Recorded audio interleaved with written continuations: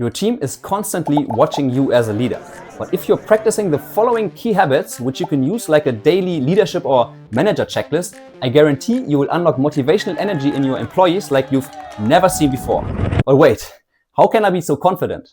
Simple. I knew that my own leadership experience couldn't apply to every context. So I turned to years of research to uncover what truly works. And honestly, the results surprised me. But not just me, as you can see here, even the researchers were surprised after studying over 900,000 employees how leadership behaviors affect follower performance. Okay, I will get to that study in a second, but let's first start with building your leadership checklist, beginning with the one that the company Google developed for their own managers as a checklist.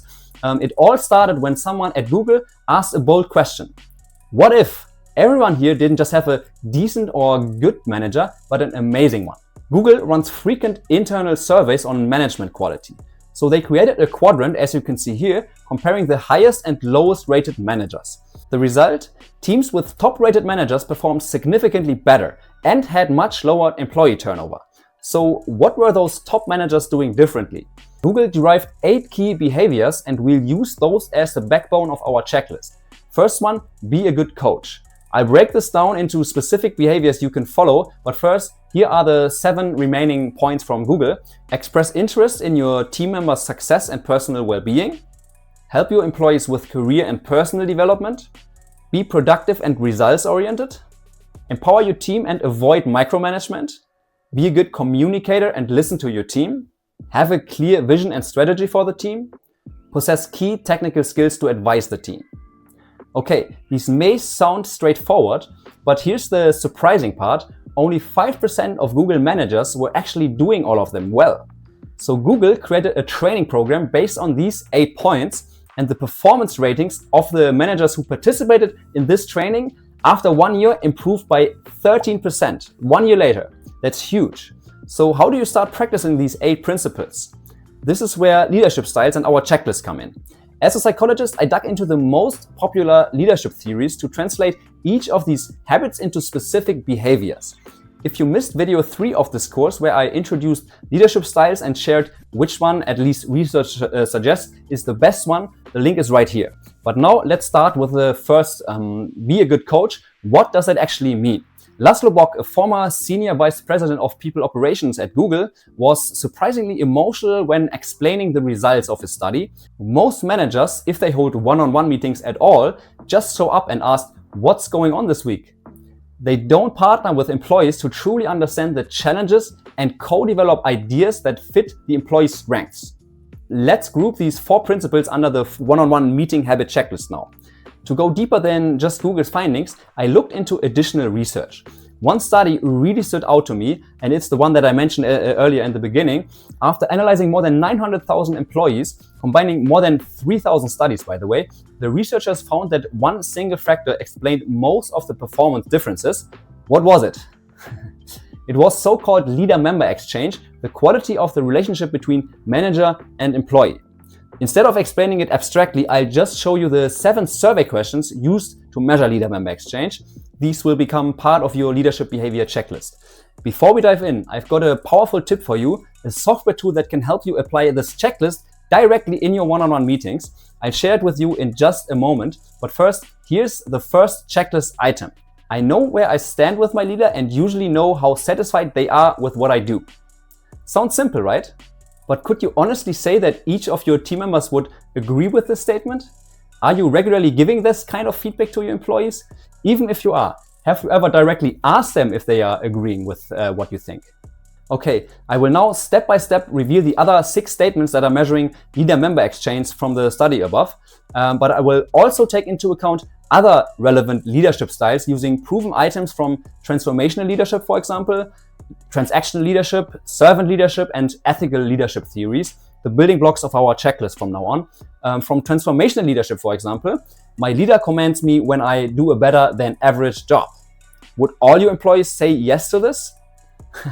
From servant leadership, here are 3 powerful coaching-related behaviors. Authenticity, my manager is open about their limitation and weaknesses. Forgiveness, my manager has a forgiving attitude toward people who've made mistakes.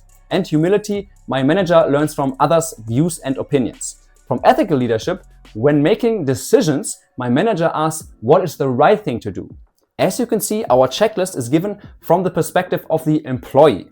I did this totally on purpose because they are the ones in the end that are affected by your leadership style. And to get better, you will have to start a conversation with your employees, for example, in one-on-one meetings. So yeah, that was on purpose. Okay, let's add checklist items to our next category. Express interest in your team members' success and personal well-being. From transformational leadership, there's one checklist item. My manager considers my personal feelings before acting. From leader-member exchange, my leader understands my job problems and needs very well. Let's continue with category number 3, help your employees with career and personal development. From leader-member exchange theory, my manager fully recognizes my potential. From transformational leadership, my leader challenges me to think about old problems in new ways. And from servant leadership, my manager offers abundant opportunities to learn new hard and new soft skills. Okay, next category. Empower your team and don't micromanage. From servant leadership, I have significant autonomy in how I do my job. Okay, and here are 3 pretty high bar checklist items from leader-member exchange. My leader would use their power to help me solve problems at work. The chances that my leader would bail me out at their own expense are very high. I trust my leader enough to defend their decisions even if they are not around. Tough checklist items to get right, I guess. Okay, do your employees agree with all of them? If not, or maybe if you don't know, now you have some meaningful goals and things you can talk about. Okay, next up, category, be a good communicator and listen to your team. From transformational leadership, my leader says things that make employees proud to be part of this organization. My leader encourages people to see change as opportunity. From leader-member exchange, I would describe my working relationship with my leader as extremely effective. Next category, often overlooked, have a clear vision and strategy for the team. From transformational leadership, my leader has a clear sense of where they want our team to be in a few years. The last category, with technical skills, interestingly had a smaller impact compared to the other categories, so I'll leave it at that. Before I will tell you how to download this leadership checklist, what's that software tool I mentioned earlier to implement what you just learned in your daily one-on-one meetings? In a study of over 1,200 employees in Norway, participants kept a 30-day diary. The researchers found that leadership behaviors vary from day to day, which makes sense, which underscores as well the importance that leaders be aware of their own daily leadership behaviors, as you can see here in the conclusion of the study. But how can you track that in real life? Well, I helped develop a software tool for exactly that purpose. It's called Echometer.